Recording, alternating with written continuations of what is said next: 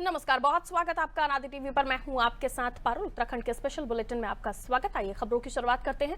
मसूरी में उत्तराखंड राज्य आंदोलन के महानायक और उत्तराखंड के गांधी कहे जाने वाले इंद्रमणि बडौनी की पुण्यतिथि पर स्थानीय लोगों और सामाजिक संगठनों ने श्रद्धांजलि दी और उनके अधूरे सपनों को पूरा करने का संकल्प लिया। कार्यक्रम में वक्ताओं ने कहा, बडौनी जी का सपना केवल राज्य निर्माण तक सीमित नहीं था, बल्कि स्वावलंबी, शिक्षित और प्रकृति से जुड़ा उत्तराखंड उनका विजन था।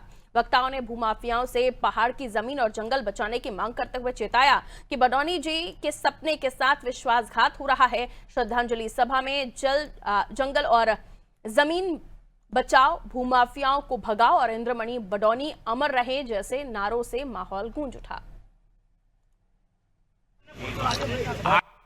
इंद्रमणि बडौनी जी उत्तराखंड के गांधी, जब ये आंदोलन उनके नेतृत्व में शुरू हुआ तो इस उत्तराखंड के एक ही मांग थी सब लोगों की, यहाँ का जल, जंगल, जमीन और रोजगार के सवाल पर ये राज्य अलग बनाया जाए। और राज्य बनने के बाद इस राज्य की जो मूल अवधारणा थी, जल, जंगल, जमीन, उसी का ही संरक्षण नहीं हो पा रहा है। सरकारें आई और गई, भाजपा और कांग्रेस लगातार ये सरकारें आती जाती रही, परंतु दुर्भाग्य की बात है इन 25 वर्षों में हम उत्तराखंड का जो मुद्दे थे, जो सवाल थे, बेरोजगार का सवाल, पलायन का सवाल,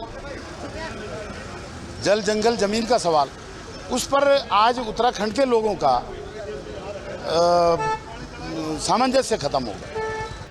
वो आवश्यक रूप से ये था कि उत्तराखंड जो है वो हमेशा से पिछड़ा हुआ राज्य, पिछड़ा हुआ भाग माना जाता था उत्तर प्रदेश का। और जिस प्रकार से उन्होंने युवाओं को जोड़ते हुए विकास की बात करते हुए बडौनी जी ने संघर्षरत रहे, उसी का परिणाम आज है कि आज उत्तराखंड के हर एक गांव में रोड है, उत्तराखंड के हर एक गांव में बिजली है, हर एक नल में जल है, हर एक घर में नल है। तो हमें इस प्रकार के हमारे ऐसे बडौनी जी का हम श्रद्धांजलि अर्पित करते हैं, श्रद्धा सुमन अर्पित करते हैं।